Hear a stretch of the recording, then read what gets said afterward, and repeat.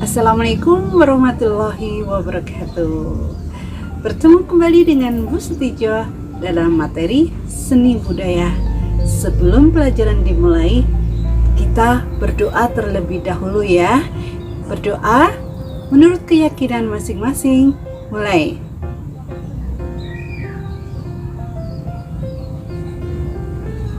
Berdoa selesai.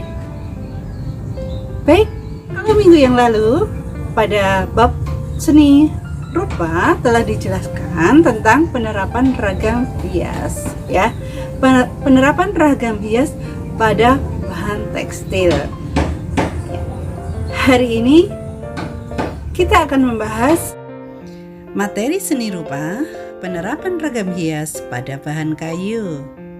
Baik anak-anak, kita simak baik-baik. Selamat belajar. Materi seni rupa kelas 7 semester 2 pada pertemuan yang keempat. Materi seni rupa adalah bahan dasar kayu dan sejenisnya. Bahan dasar kayu ini ada dua macam, yaitu kayu lunak softwood dan kayu keras hardwood. Sering yang untuk kayu lunak ya, ini adalah kayu yang sering digunakan untuk membuat kertas.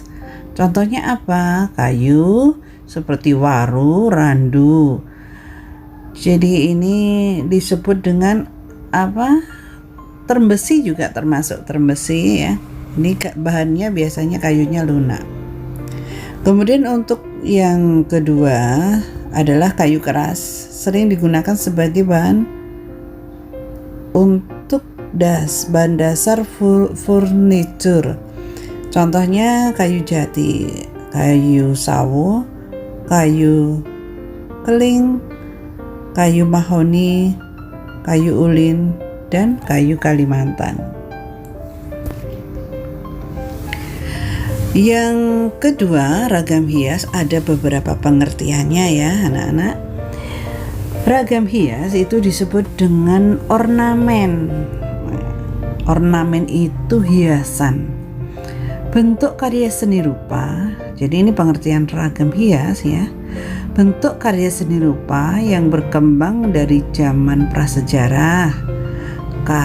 Karyanya berupa batik, songket, ukiran, pahatan, dan kayu atau batu. Lalu kedua adalah ragam hias bentuk dasar hiasan. Apa yang dimaksud? Yaitu bentuk dasar hiasan dan menjadi pola yang diulang-ulang dalam suatu karya atau kerajinan. Yang ketiga, Yunani, ornam, artinya hiasan atau menghias. Kita lanjut. Ragam hias geometris pada kayu.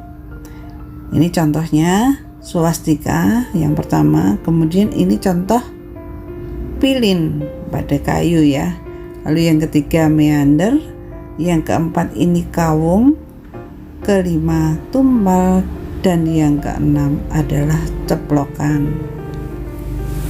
Lalu ragam hias flora pada kayu, ini contohnya.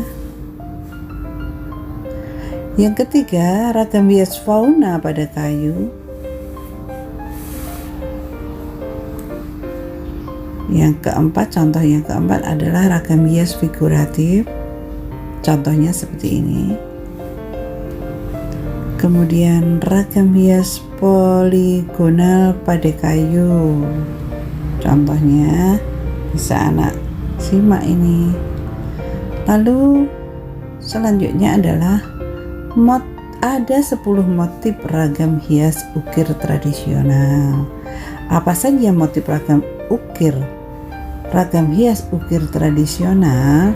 Itu yang pertama adalah Pajajaran. Nah, ini motif ragam hias ukir dari Pajajaran, bentuknya seperti itu. Lalu yang Majapahit sebelah kanan ya, ini adalah bentuk ragam hias ukir tradisional dari kerajaan Majapahit dulu. Kemudian yang ketiga adalah dari Madura, contohnya yang paling bawah sebelah kiri. Kemudian yang contoh paling bawah yang sebelah kanan adalah dari motif ragam hias ukir tradisional Surakarta. Motif yang kelima dari Yogyakarta. Bentuknya seperti ini, anak-anak diperhatikan ya. Kemudian yang keenam adalah motif ragam hias Mataram. Yang ketujuh Jepara, paling bawah sebelah kiri, itu contohnya. Kemudian Pekalongan yang paling bawah sebelah kanan bawah, itu dari Pekalongan.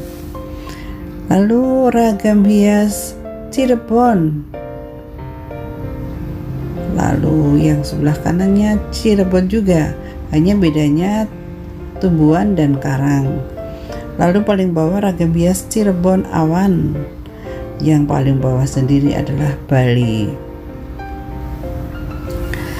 Nah, sekarang kita sampai pada teknik penerapan ragam hias geometris pada kayu. Ya, teknik mengerik. Ini contohnya dikerik, ya. Terus teknik relief seperti candi ya. Kalau kita biasanya melihat relief itu pada batu, itu candi itu. Ini adalah relief pada bahan kayu. Kemudian yang ketiga contoh teknik bubut. Nah, paling bawah adalah menggambar ragam hias pada kayu. Ini membuat gambar ini bisa pada kayu berupa telonan ya. Itu anak-anak.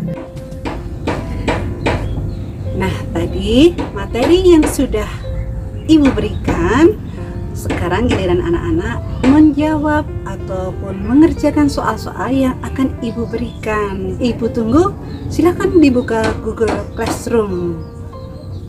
Sampai bertemu pada materi berikutnya. Wassalamualaikum warahmatullahi wabarakatuh.